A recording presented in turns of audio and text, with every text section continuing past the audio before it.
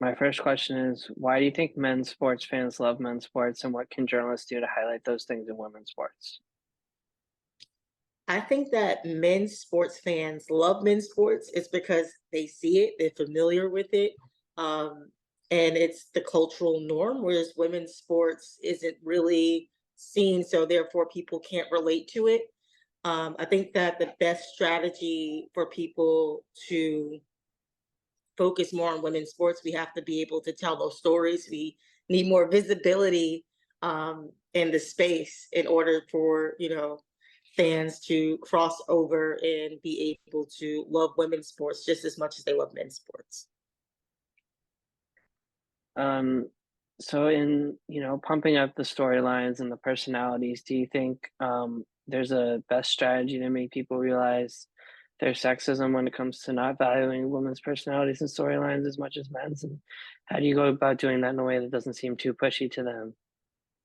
I mean, just speaking from my own experience as a journalist, as a woman, a Black woman in this space, experiencing sexism from the other side of it, I think that the best practices is just to have conversations, I guess, about um, what's happening and how we can, work together to be able to tell the stories of women athletes in the women's sports space. For me, I try to lead by example when it comes to this stuff. That's why I started Girls Talk Sports TV because there wasn't a space where we were able to see women's basketball updates or have a platform where athletes felt comfortable enough to tell their stories, share their stories. And so for me, I'm just more of the person that instead of complaining about something, I'm like hands on with trying to find a solution to that. But to answer your question, I think it's just all about having those difficult conversations to just try to get people to understand the viewpoint and perspective of why the diversity of having these stories told are important. I really wanted to talk to you about social media. So social media kind of has no limits like there are with TV scheduling, and there's a potential for social media, and I think it really has increased the popularity of women's sports. Um, what do you think are the best ways to take advantage of social media when promoting women's sports? Well, I built my platform through social media. So I think that the best steps, obviously, is to build a community. For me, it was really easy for me to carve out my own niche in the sports space because a lot of sports fans are digital natives.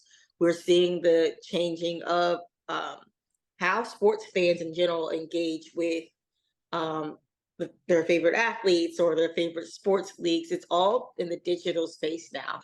I think that the first step is just to build a community because from there you can, hit your target audiences. You can get news to your audiences as quick as possible. And so there's different aspects of social media that's very beneficial when it comes to sports storytelling or sports news in general. So my lit review for this project also talked about really trying to improve coverage during the off season. I know the NFL and NBA are covered year round by ESPN. Can I know you do a lot of breaking news for free agency, and you also cover Athletes Unlimited. So can Yes. you speak to how you're trying to really cover things year round, not just during the WNBA season? For me, it's different than other people. So for me, I might go to MSG Networks in the off season and provide analysis and storylines from a sports betting perspective. I'm not necessarily sports betting; they have their own sports betting experts. But like crossing over fans and getting them interested in the WNBA as free agency is happening, as training camp and the season is starting. And then like going to places like SNY where we can focus on the local teams like the New York Liberty, just trying to keep the conversation going in the off season as much as possible and finding those new entry points to engage fans. For about 2 years I had a deal with Spotify where I would host a weekly live audio show, and we would have discussions about the trending topics in women's sports and women's basketball I would invite athletes to come on and talk to me in real live time, and fans were able to engage and ask questions. We have to get to a point where we are talking about the WNBA 365, 366 days a year, just as much as we see it as the NBA. So for me, I always think um, like kind of like manifesting, right? Like, so getting the hype around free agency, I see it happening in the NBA. So I want the WNBA to get to a point where, we have our Woj, our Shams, and, everyone's getting so hype about the off season. So that's how I practice how I play, kind of like just taking that mentality from playing sports. If you want it to be that, then treat it as if it's like that already.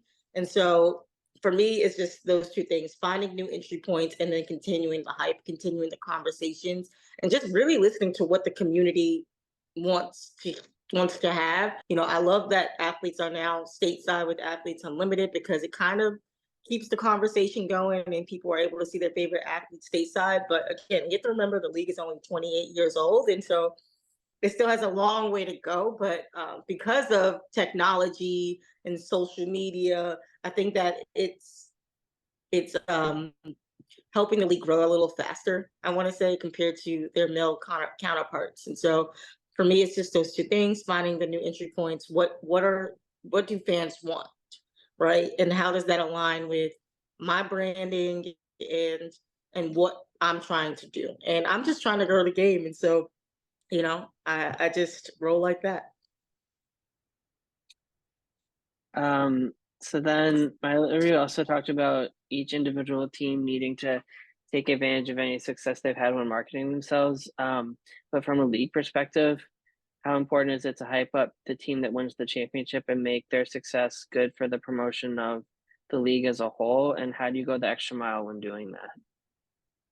Yeah, I think that this year we have seen it more than ever with the Aces, right? Like, they won the championship last October, and we haven't really not seen them anywhere. They are literally everywhere. But I think that journalists, obviously, you have to be in contact with those teams or agents and players in the off season to figure out what are they doing. Are they staying home? Are they going stateside? And how can we amplify those stories? But the Aces, man, they have it. They have it right now. We've seen Sydney Colson literally everywhere. Asia Wilson, she's everywhere right now. She's just launched a book.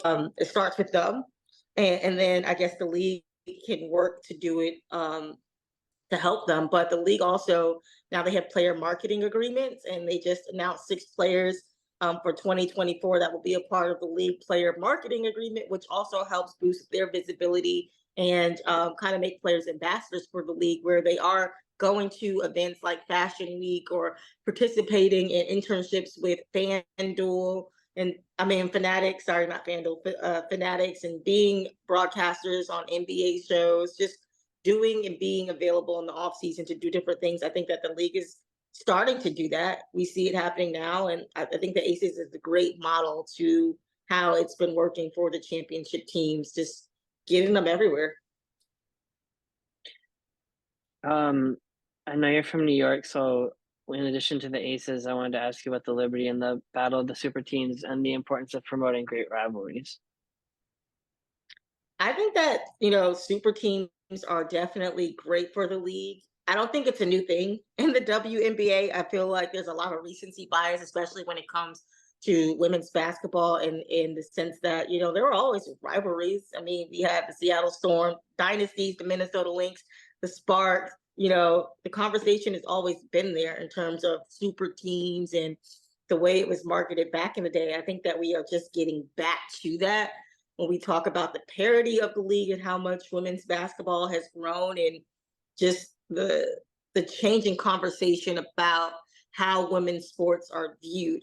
I think Sue Bird talked about it early on in her career, how the league was marketed where, it had to be cookie cutter. Women athletes had to behave and act a certain way, but now we're seeing more authenticity, which, is great for gaining new sports fans and just changing the language around women's sports. But yeah, the New York Liberty, is one of those legacy teams in the league, and it's great that they have, the star power in Brianna Stewart, Jonquel Jones, Sabrina Ionescu here in New York. Also, 2 players that have their own signature shoe on the same team is great. And so I think that, it has the super team conversation. I think that there's always been kind of like super teams in the W.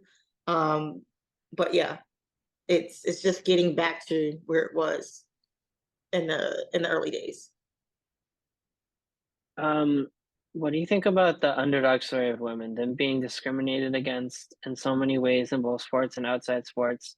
Everybody loves an underdog story. Do you think that gives women's sports an appeal that men's sports actually don't have that we could take advantage of?